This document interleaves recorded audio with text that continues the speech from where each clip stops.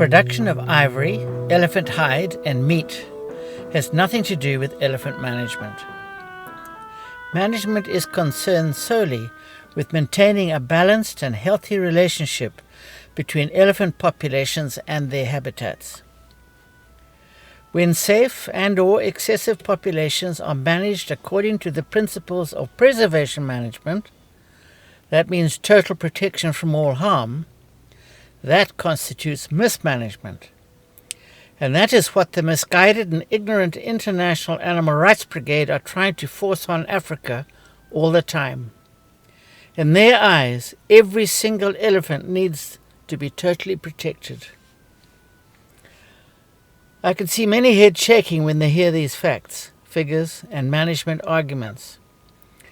I have to comment, therefore, that the elephant carrying capacity figures that have been used all over Africa since 1960 have all been based upon somebody's personal preference guesstimate or prejudice. To my knowledge, not one of them was based on biological statistics, and in my opinion those figures have always favoured far too many elephants per unit area, and that is why Africa is in the elephant mess that it is in today. This discussion should provide you with some idea about the level of importance that we should be giving to the concept of sustainable elephant habitat carrying capacities. Now, why should that be? It should be because that factor is key to the achievement of all legitimate elephant management objectives. I was very conscious of the fact, therefore, that we were going into this new habitat study without any sure knowledge about Botswana's elephant habitat carrying capacity. In the execution of our new Botswana task, therefore, I knew that whilst we would be able to subjectively determine the degree of the impact that Botswana's elephants were having on their habitats, we would be unable to be numerically definitive about any elephant population management recommendation. My promotion of using 1 elephant per 5 square kilometers as Botswana's probable elephant carrying capacity figure comes from an old but fairly acceptable assessment of Zimbabwe's Wankie National Park in 1960. It also equates to Kruger National Park's sustainable elephant carrying capacity at this time too. The next day we spent at the second of our host's borehole game water supplies. It was located off the beaten track, some 20 kilometers away from Elephant Sands to the northeast. The waterhole itself was just a hole in the ground that was 10 meters in diameter and 2 meters deep. In its center was a large concrete block which secured a steel pipe that gushed fresh water pumped 24/7 from a nearby borehole.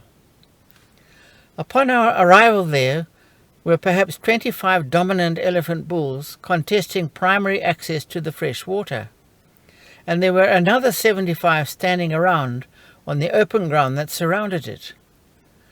Mud, flung up by some very busy trunks, was being sloshed about everywhere. Several of the bigger bulls were sucking up the fresh water in their trunk as it issued from the end of the steel pipe. Most of the water inside the waterhole, however, was just liquid mud. We parked our vehicle under a single big leadwood tree located about 100 meters downwind of the waterhole. The shade was sparse, but Barry set up his camera and began recording the spectacle before us. The elephants knew full well what we were and where we were, but they gave us scant attention. They were very accommodating. And there we remained from 9 o'clock in the morning until late in the afternoon. All day long elephants came and went from the water, and we watched and we filmed as the bigger bulls continually used their size and rank to extract preferential considerations from the smaller animals.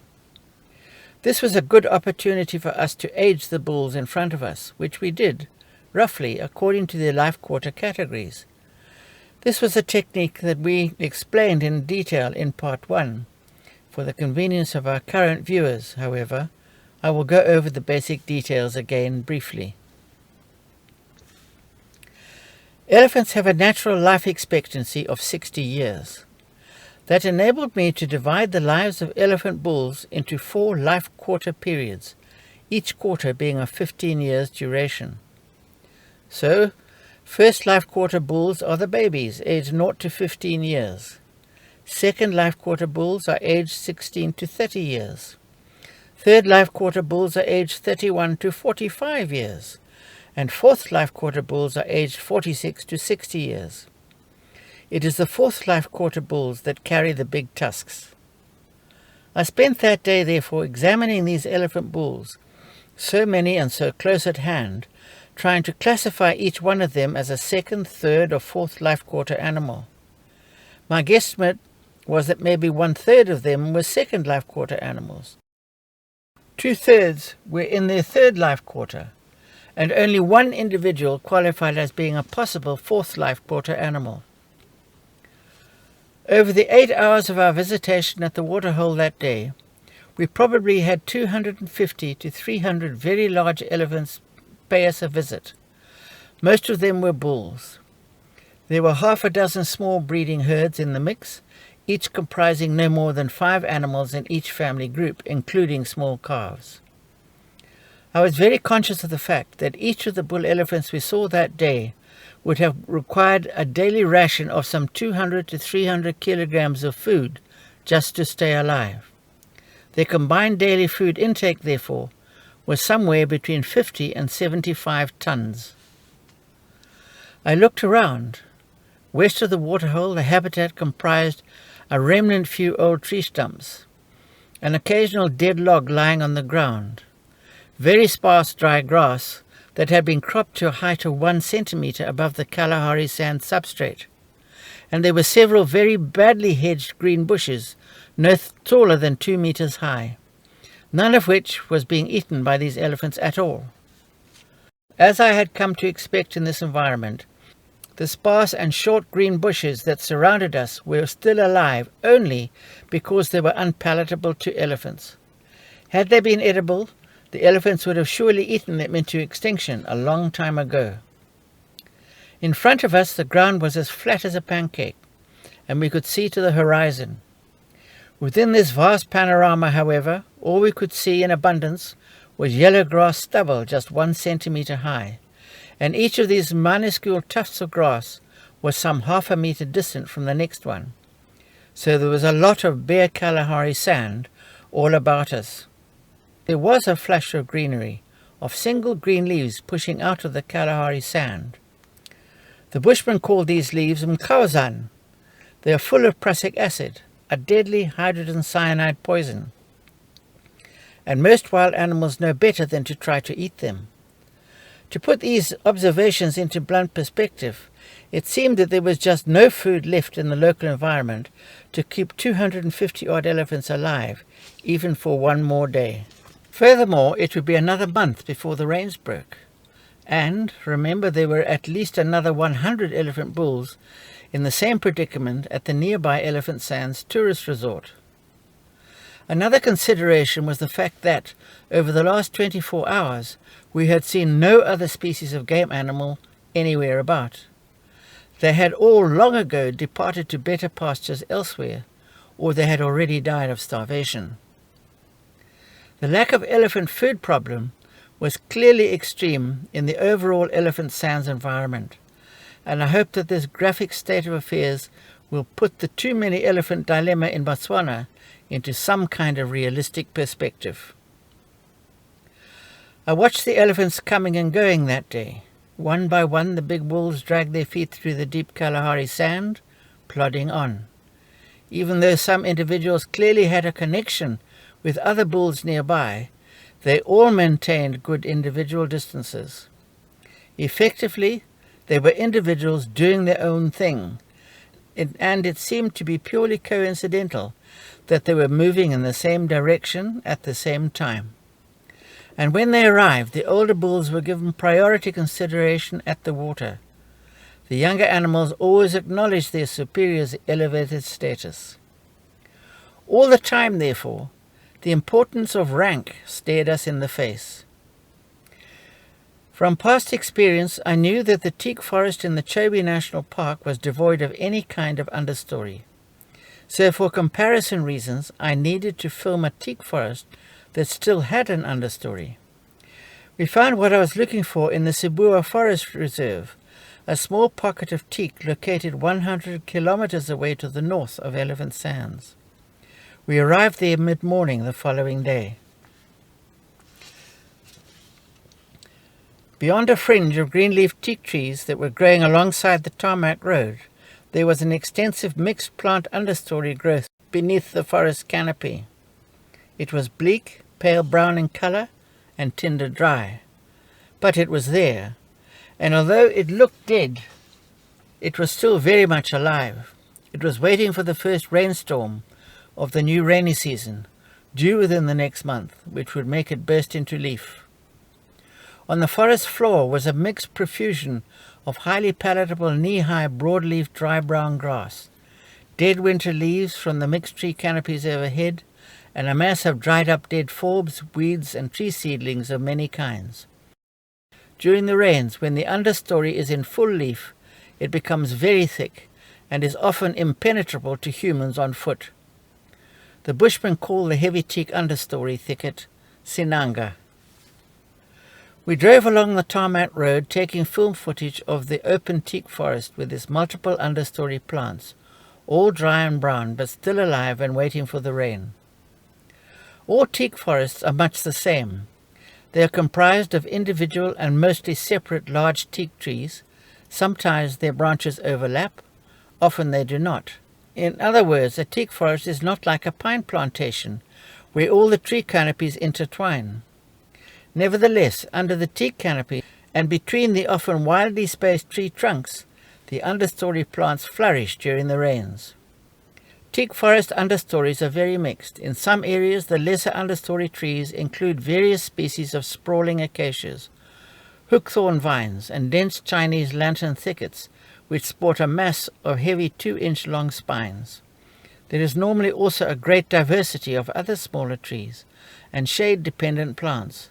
It is the variety of the plant species in the understory vegetation that determines the reputations of the individual local Sinangas.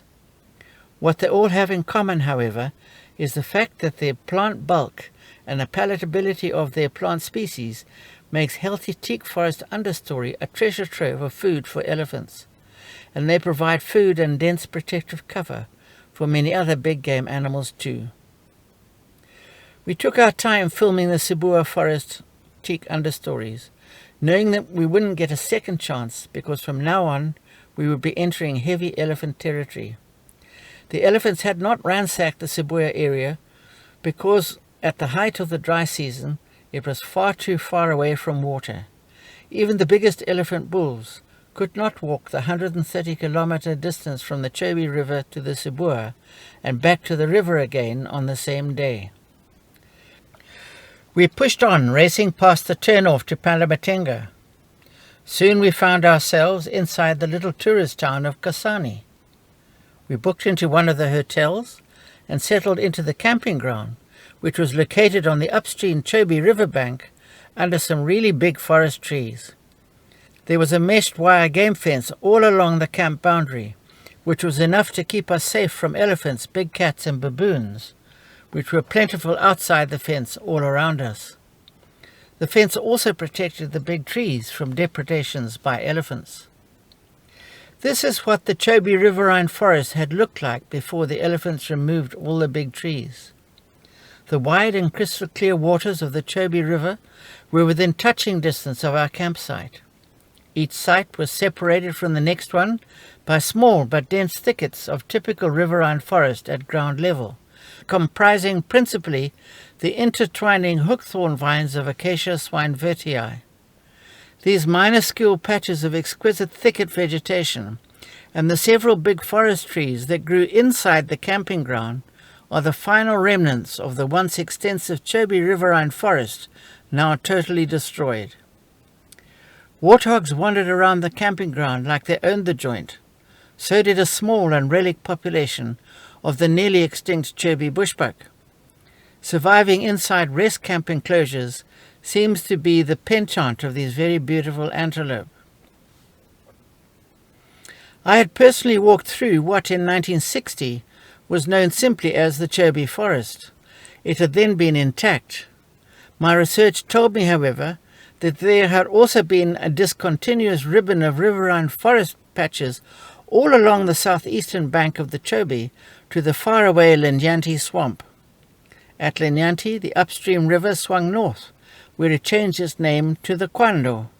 60 years ago, there had been pockets of riverine forest, some thick, some thin, and not always continuous, growing all along the Chobe River for some 200 kilometers upstream from Kasane.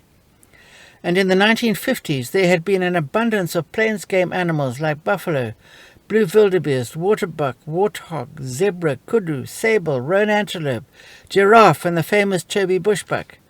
And there were floodplain animals too, like lechwe, puku, and sititunga.